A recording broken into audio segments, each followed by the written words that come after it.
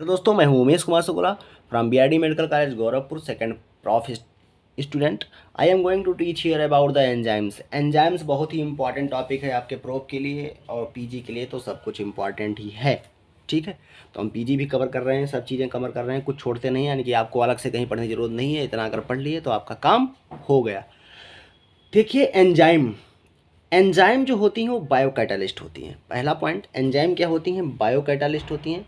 और इससे पहले आप चैनल को लाइक ज़रूर कर दीजिए, सब्सक्राइब कर लीजिए अगर आप नए हैं, और लाइक करना मत भूलिए। आप लोग लाइक नहीं करते हैं, वीडियो देखने के बाद भी लाइक नहीं करते हैं कि यार दबाना ही तो होता है, लाइक कर दीजिएगी, कर दीजिए। आपको लाइक करने में ज़्यादा कुछ टाइम वेस्ट नहीं होगा। ठीक है, एंजाइम्स आर बायोकैटालिस्ट।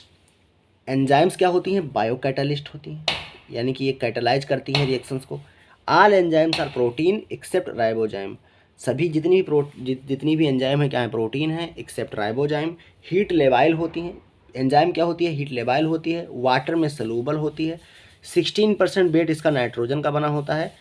16% वेट किसका बना था? नाइट्रोजन का। परसिपिटेटेड बाई प्रोटीन परसिपिटेटिंग रिएजेंट। जैसे प्रोटीन परसिपिटेट हो जाती है वैसे एंजाइम भी परसिपिटेट हो जाती हैं कुछ रिएजेंट में, जैसे कि अमोनियम सल्फेट और trichloro acetic acid. Trichloro acetic acid में तो ट्राइक्लोरो एसिटिक एसिड और अमोनियम सल्फेट दोगे तो ये एंजाइम भी क्या हो जाती हैं? परसिपिटेट हो जाती हैं, जैसे कि एंजाइम परसिपिटेट हो जाती हैं।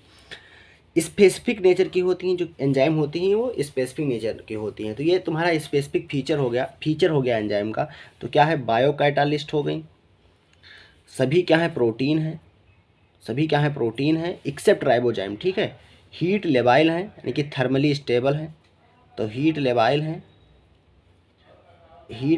हैं और वाटर में क्या है?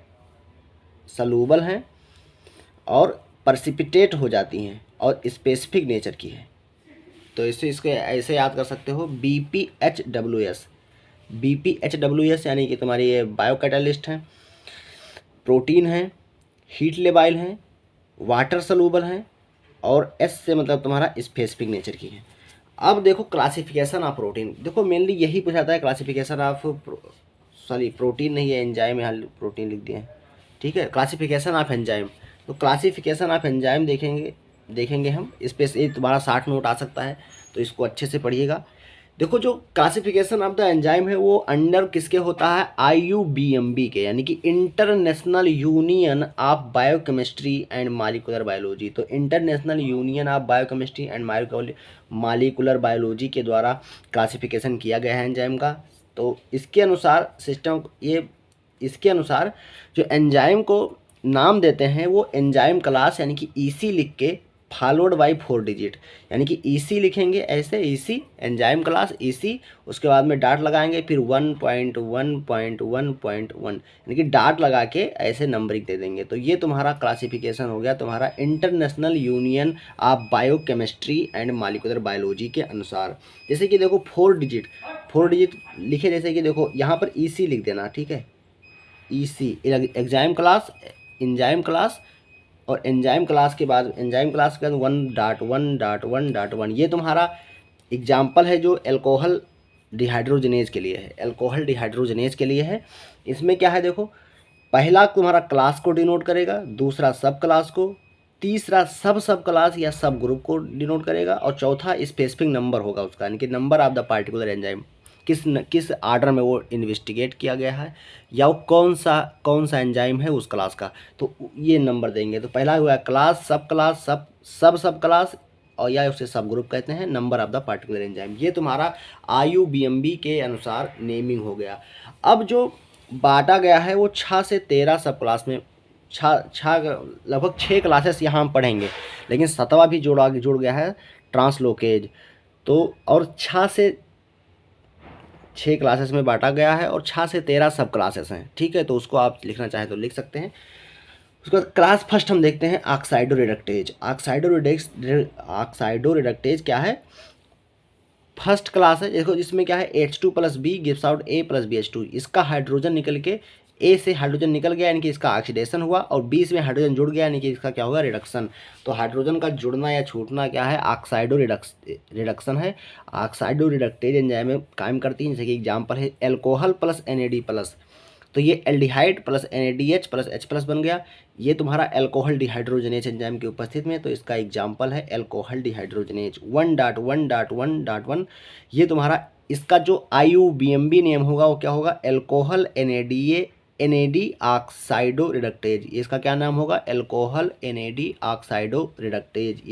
ये IUBMB नेम है किसका, अल्कोहल डिहाइड्रोजनेज का। तो ये तुम्हारा ऑक्साइडो रिडक्टेज का एग्जाम्पल हो गया। उसके बाद में पढ़ते हैं ट्रांसफेरेजेस। उसके बाद पढ़ते हैं ट्रांसफेरेजेस। ट्रांसफेरेज में क्या है, एक किसी ग्रुप को ट्रांसफर कर दिया other than hydrogen atom. Hydrogen atom को अगर ट्रांसफर कर रहा है तो वो क्या हो गया, ऑक्साइडो रिडक्टेज हो जाएगा ना। तो अदर देन हाइड्रोजन एटम अगर किसी एटम को क्या कर रहा है, रिप्लेस करके दूसरे ग्रुप में जोड़ दे रहा है। देखो AR था, अब BR हो गया, और B के A फ्री हो गया, यहाँ पर B जुड़ गया, तो transfer of group other than hydrogen atom.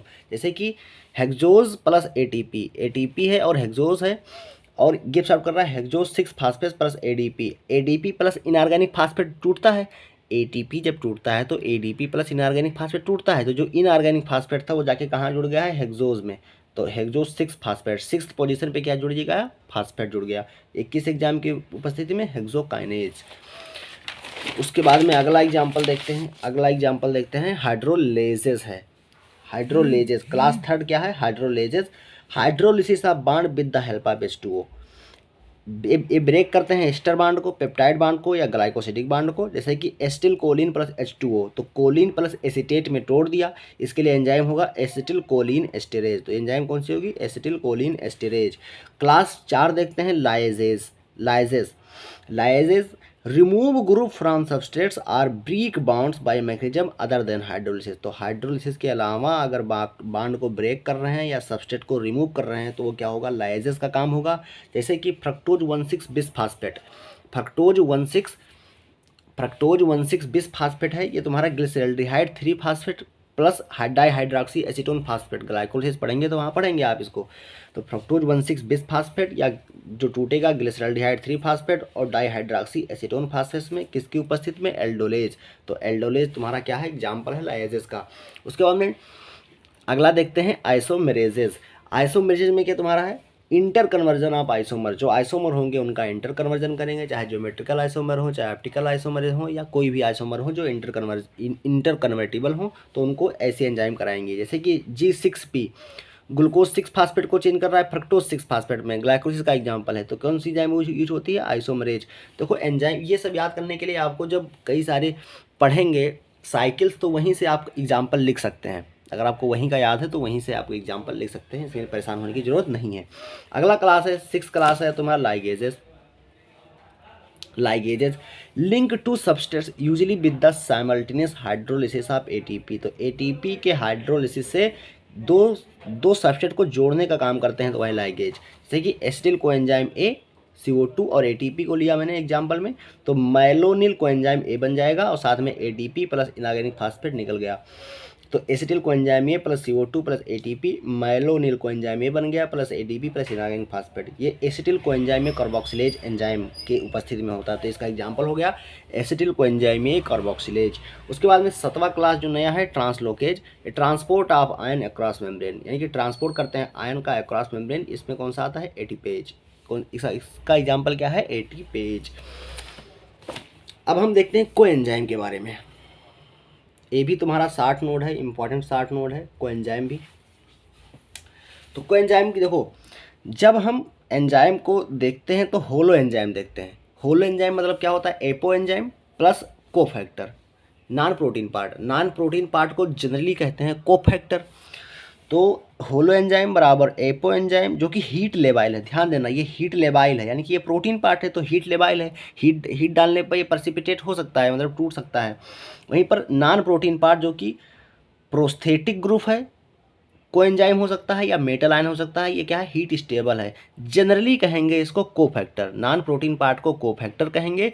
Cofactor में तुम्हारे प्रोस्थेटिक ग्रुप हो सकते हैं, कोएंजाइम हो सकते हैं या मेटल आयन हो सकते हैं। अब मेटल आयन होंगे तो मेटेलो एंजाइम होंगे, उस पर भी 60 नोट आता है, उसको भी आगे इसी वीडियो में पढ़ाएंगे अभी, ठीक है। तो कुछ कैरेक्टरिस्टिक्स देख लेते हैं कोएंजाइम का। कोएंजाइम क्या होता है? Coenzyme is essential for the biological activity of the enzyme. अगर कोएंजाइम को हटा लिया जाए तो जो बायोलॉजिकल एक्टिविटी होगी एंजाइम की वो नहीं हो पाएगी, क्योंकि वो कोएंजाइम इसेंशियल होता है बायोलॉजिकल एक्टिविटी के लिए। ये लो मॉलिक्यूलर वेट के होते हैं, ऑर्गेनिक कंपाउंड है। Low molecular weight organic compound है। साथ में combine loosely with enzyme molecule. जो ये क्या करते हैं? लूजली कंबाइन होते हैं, यानी कि रिवर्सिबल होते हैं, छूट सकते हैं आसानी से। ये लूजली कंबाइन होते हैं। इनका जो एसोसिएशन होता है एंजाइम से वो ट्रांजिएंट होता है, यानी कि ये छूट भी सकते हैं। कभी कभी जुड़े रहते हैं, जब रिएक्शन होना होगा तो जुड़े रहेंगे, उसके बाद छूटे रहेंगे, ऐसा भी हो सकता है। मोस्ट ऑफ द कोएंजाइम जो मोस्ट ऑफ द कोएंजाइम है are derivatives of vitamin B complex group of substance. यानी कि most of the enzyme coenzyme जो देखोगे वो विटामिन बी कॉम्प्लेक्स से ही देखोगे। Most of the derivative of vitamin B complex group of substance. तो ये कुछ जनरल चीज़ें हो गई, यानी कि कुछ चीज़ें ध्यान रखना। क्या? लो मॉलिक्यूलर वेट है, ऑर्गेनिक कंपाउंड है, ठीक है, लूजली अटैच्ड है, यानी कि ट्रांजिएंट है, ठीक है, और साथ में बायोलॉजिकल एक्टिविटी के लिए इंपॉर्टेंट होते हैं। और विटामिन बी कॉम्प्लेक्स के मोस्ट मेंबर क्या होते हैं? विटामिन बी कॉम्प्लेक्स ग्रुप के होते हैं, ठीक है। तो लोट बी, ठीक है, ये कुछ ध्यान रखना। लो मॉलिक्यूलर वेट होते हैं low molecular weight organic compound, transient association होता है एंजाइम के साथ में, और विटामिन बी कॉम्प्लेक्स के साथ में, मतलब vitamin B complex group of substance के होते हैं मोस्टली। हीट लेबाइल होते हैं, ठीक है, हीट लेबाइल होते हैं तुम्हारा एपो एंजाइम पार्ट। और नॉन हीट स्टेबल क्या होते हैं? प्रोस्थेटिक ग्रुप, यानी कि ये क्या होंगे? हीट स्टेबल होंगे जो तुम्हारा कोएंजाइम होगा। अब जो कोएंजाइम है इसको दो ग्रुप में डिवाइड किया गया है, डिवाइडेड इन टू ग्रुप्स, जो कि डिनोट करते हैं या एक्सेप्ट करते हैं हाइड्रोजन एटम और इलेक्ट्रॉन को। पहला ग्रुप क्या हो गया? जो एक्सेप्ट करते हैं या डिनोट करते हैं हाइड्रोजन एटम या इलेक्ट्रॉन को। दूसरा ग्रुप ऐसा हो गया जो ट्रांसफ़र करते हैं ग्रुप अदर देन हाइड्रोजन, यानी कि ट्रांसफ़र करते हैं ग्रुप अदर देन हाइड्रोजन। जैसे कि एटीपी क्या ट्रांसफ़र करता है? इनऑर्गेनिक फास्फेट ना, जब टूटता है वो एटीपी जब टूटता है किस में? एडीपी प्लस इनऑर्गेनिक फास्फेट में, यानी कि इनऑर्गेनिक फास्फेट को वो ट्रांसफ़र कर सकता है, इसीलिए ये वो आएगा इस ग्रुप में। अब देखो इसका एग्जांपल है NADP plus NADPH, FAD plus FADH two, FMN FMNH two. यानी कि देखो ग्लिसरल्डिहाइड 3 फास्फेट, ये तुम्हारा चेंज हो रहा है 1,3 बाईफास्फोग्लिसरेट में। तो ये एंजाइम यहाँ कौन सी होगी? Glyceraldehyde 3 phosphate dehydrogenase. इसे लैक्टेड पायरुवेट चेंज हो रहा है लैक्टेड में, तो यहाँ पर NADH plus H plus change हो रहा है NAD प्लस में। यानी कि ये क्या किया? हाइड्रोजन को, यहाँ पे हाइड्रोजन था, हाइड्रोजन को रिमूव कर दिया यहाँ से, लेकिन NAD प्लस ऊपर वाले रिएक्शन में हाइड्रोजन क्या हो रहा है? जुड़ रहा है। ये कौन सी एंजाइम है? Lactated dehydrogenase. पायरुवेट जब चेंज हो रहा है लैक्टेड में, तो कौन सी एंजाइम काम कर रही है? Lactated dehydrogenase. तो ये इसका ग्रुप का एग्जाम्पल हो गया, तो आप एग्जाम्पल लिख सकते हैं एग्जाम में, और साथ में अगर इतना ही लिख दिए तब भी चल जाता है, ठीक है। अब इसे ग्लूकोज चेंज हो रहा है ग्लूकोज 6 फास्फेट में, तो एटीपी जब एडीपी प्लस इनऑर्गेनिक फास्फेट में चेंज हुई होगी, तो इनऑर्गेनिक फास्फेट कहाँ पर आ गया? फास्फेट यहाँ 6th पोजीशन पे जुड़ गया। तो ये transfer of group other than hydrogen हो गया, यानी कि एक टाइप का ये हो गया। तो एटीपी भी क्या है? एटीपी भी क्या है? कोएंजाइम है, ध्यान रखिएगा। एटीपी भी क्या है? कोएंजाइम है। इस कौन सी एंजाइम की उपस्थिति में होता है? हेक्सोकाइनेज। अब हम देखने जाते हैं मेटेलो एंजाइम। क्या देखने जा रहे हैं? Metallo enzyme.